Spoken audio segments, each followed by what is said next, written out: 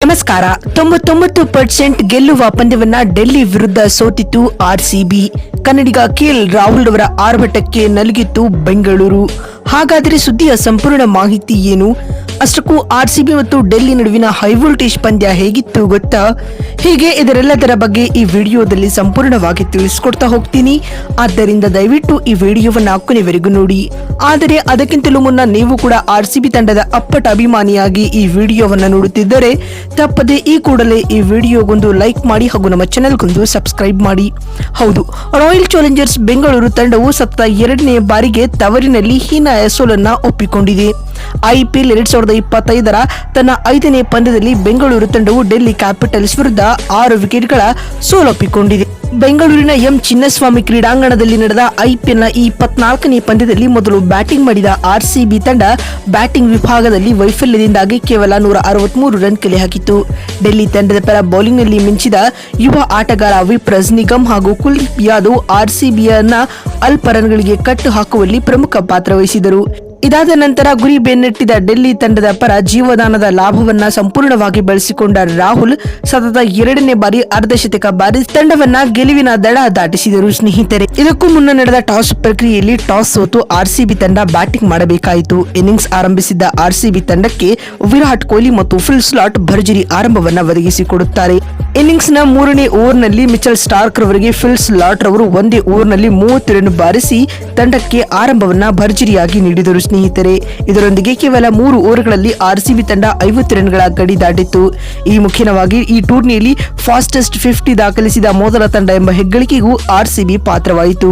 ಈ ಮಧ್ಯೆ fill slot 37 run ಬಾರಿಸಿದ್ದ ವೇಳೆ ಕೊಹ್ಲಿಯೊಂದಿಗಿನ ಮಿಸ್ ಕಮ್ಯುನಿಕೇಶನ್ ನಿಂದಾಗಿ ರನ್ಔಟ್ಗೆ ಬಲಿಯಾಗಬೇಕಾಯಿತು. ಸ್ನೇಹಿತರೆ, ಇದಾದ ಬಳಿಕ ದೇವದತ್ ಪಡಿಕ್ಕಲ್ ಕೂಡ 1 ರನ್ ಬಾರಿಸಿ ವಿಕೆಟ್ ಒಪ್ಪಿಸಿದರು. ಇದಾದ ಬಳಿಕ ಆರ್ಸಿಬಿ ತಂಡ ಪಂದ್ಯದುದ್ದಕ್ಕೂ ತನ್ನ ಮೊಮೆಂಟಮ್ ಅನ್ನೇ ಕಳೆದುಕೊಂಡು ಹೋಯಿತು ಅಂತಾನೆ ಹೇಳಬಹುದು. ಸ್ನೇಹಿತರೆ, ಇದರೊಂದಿಗೆ ಪವರ್ ಪ್ಲೇ ಅಂತ್ಯಕ್ಕೆ ಆರ್ಸಿಬಿ ತಂಡ 62 ರನ್ ಕಲೆ ಹಾಕಿ 2 ವಿಕೆಟ್ ಕಳೆದುಕೊಂಡಿತು.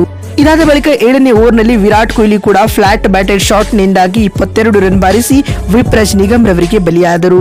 ಇದಾದ ಬಳಿಕ ಮಧ್ಯಮ ಓವರ್ಗಳಲ್ಲಿ ವಿಪ್ರಸ್ ನಿಗಮ್, ಮುಖೇಶ್ ಕುಮಾರ್ ಹಾಗೂ ಕುಲ್ದೀಪ್ ಯಾದವ್ ಬೆಂಗಳೂರು ಬ್ಯಾಟ್ಸ್ಮನ್ ಗಳನ್ನ ಮುಕ್ತವಾಗಿ ಬ್ಯಾಟ್ ಬೀಸದಂತೆ ಕಟ್ಟಿ ಹಾಕಿದರು. ನಾಯಕ ರಜತ್ ಪಾಟಿದಾರ್ ಮತ್ತು ಜಿತೇಶ್ ಶರ್ಮಾ ಕೂಡಿ ಇಬ್ಬರು ವಿಶೇಷವಾದದನ್ನ ಮಾಡಲು ಸಾಧ್ಯವಾಗಲಿಲ್ಲ. ಕೊನೆಯಲ್ಲಿ ಟಿಮ್ ಡೇವಿಡ್ ಕೇವಲ 20 ಎಸೆತಗಳಲ್ಲಿ 37 ರನ್ ಬಾರಿಸಿ ತಂಡದ ಮೊತ್ತವನ್ನು 150ರ ಗಡಿ ದಾಟಿಸಿದರು. ಸ್ನೇಹಿತರೆ, ಇದರೊಂದಿಗೆ ರಾಯಲ್ ಚಾಲೆಂಜರ್ಸ್ ಬೆಂಗಳೂರು ತಂಡ ನಿಗದಿತ 20 ಓವರ್ಗಳಲ್ಲಿ 7 ವಿಕೆಟ್ ಕಳೆದುಕೊಂಡು 163 ರನ್ ಕಲೆ ಹಾಕಿತು. ಇನ್ನೊತ್ತ ಡೆಲ್ಲಿ ಕ್ಯಾಪಿಟಲ್ಸ್ ತಂಡದ ಪರ ಬೌಲಿಂಗ್ನಲ್ಲಿ ಕುಲ್ದೀಪ್ ಯಾದವ್ ಹಾಗೂ ವಿಪ್ರಸ್ ನಿಗಮ್ ತಲಾ 2 ವಿಕೆಟ್ ಪಡೆದುಕೊಂಡರು. ಪಂದ್ಯ ಗೆಲ್ಲಲು 164 ರನ್ಗಳ ಗುರಿಯನ್ನ ಬೆನ್ನಟ್ಟಿದಂತ ಡೆಲ್ಲಿ ಕ್ಯಾಪಿಟಲ್ಸ್ ತಂಡವು ಕೂಡ ಉತ್ತಮ ಆರಂಭವನ್ನ ಪಡೆದುಕೊಂಡಿರಲಿಲ್ಲ. 5ನೇ ಓವರ್ ವೇಳೆಗೆ ತಂಡವು ಕೇವಲ 30 ರನ್ಗಳಿಗೆ ಪ್ರಮುಖ 3 ವಿಕೆಟ್ಗಳನ್ನ ಕಳೆದುಕೊಂಡು ಸಂಕಷ್ಟಕ್ಕೆ ಸಿಲುಕಿಕೊಂಡಿತು. ಭುವನೇಶ್ವರ್ ಕುಮಾರ್ ಮತ್ತು ಯಶ್ ದಯಾಲ್ ರವರ ಮಾರಕ ದಾಳಿಗೆ ದೆಹಲಿ ಪಡೆ ತತ್ತರಿಸಿತು. ಇದಾದ ಬಳಿಕ ತಂಡದ ಸ್ಕೋರ್ 58 ರನ್ ಗಳಿಸಿದ್ದ ವೇಳೆ ನಾಯಕ ಅಕ್ಷರ್ ಪಟೇಲ್ ಕೂಡ ಪೆವಿಲಿಯನ್ ಸೇರಿಕೊಂಡರು. ಈ ವೇಳೆ ತಂಡದ ಇನ್ನಿಂಗ್ಸ್ ಜವಾಬ್ದಾರಿ ಹೊತ್ತುಕೊಂಡ ಕನ್ನಡಿಗ ಕೆಎಲ್ ರಾಹುಲ್ ಟ್ರಿಸ್ಟನ್ ಸ್ಟೆಪ್ಸ್ ಅವರೊಂದಿಗೆ ಜೊತೆಗೂಡಿ ತಂಡವನ್ನ ಗೆಲುವಿನತ್ತ ಮುನ್ನಡೆಸಿದರು. ಈ ಮಧ್ಯೆ ರಾಹುಲ್ 7 ರನ್ ಬಾರಿಸಿ ಆಡುತ್ತಿದ್ದ ವೇಳೆ ರಾಹುಲ್ ರವರು ಜೀವದಾನವನ್ನ ಪಡೆದುಕೊಂಡರು. ನಾಯಕ ರಜತ್ ಪಾಟಿದಾರ್ ಕ್ಯಾಚ್ ಬಿಟ್ಟಿದ್ದರು. ಇದರ ಲಾಭ ಪಡೆದ ರಾಹುಲ್ ಮತ್ತೊಂದು ಅವಕಾಶವನ್ನ ನೀಡದೆ ಚಾನ್ಸ್ ಲೆಸ್ ನಾಕ್ ಆಡಿ ಆರ್ಸಿಬಿಗೆ ಸೋಲಿನ ಶಾಕ್ ನೀಡಿದರು. ಸ್ನೇಹಿತರೆ, ಅಂತಿಮವಾಗಿ ರಾಹುಲ್ 53 ಎಸೆತಗಳಲ್ಲಿ 93 ರನ್ ಕಲೆ ಹಾಕಿ ಅಜೇಯರಾಗಿ ಉಳಿದುಕೊಂಡರು. ಇನ್ನೊತ್ತ ಟ್ರಿಸ್ಟನ್ ಸ್ಟೆಪ್ಸ್ ಕೂಡ ಇವರಿಗೆ ಸಾಥ್ ನೀಡಿ 38 ರನ್ ಗಳಿಸಿದರು. ಇದಲ್ಲದೆ ಇವರಿಬ್ಬರ ನಡುವೆ ಶತಕದ ಜೊತೆ ಆಟವೂ ಕೂಡ ಮೂಡಿ ಬಂದಿತು. ಸ್ನೇಹಿತರೆ, ಅಂತಿಮವಾಗಿ ಡೆಲ್ಲಿ ಕ್ಯಾಪಿಟಲ್ಸ್ ತಂಡವು ನಿಗದಿತ ಟಾರ್ಗೆಟ್ ಅನ್ನ 17.5 ಓವರ್ಗಳಲ್ಲಿ 4 ವಿಕೆಟ್ ಕಳೆದುಕೊಂಡು ಸುಲಭವಾಗಿ ಚೇಸ್ ಮಾಡಿತು. ಇದರೊಂದಿಗೆ ಈ ಒಂದು ಟೂರ್ನಿಯಲ್ಲಿ ಸತತ 4ನೇ ಗೆಲುವನ್ನ ಡೆಲ್ಲಿ ತಂಡ ದಾಖಲಿಸಿದೆ.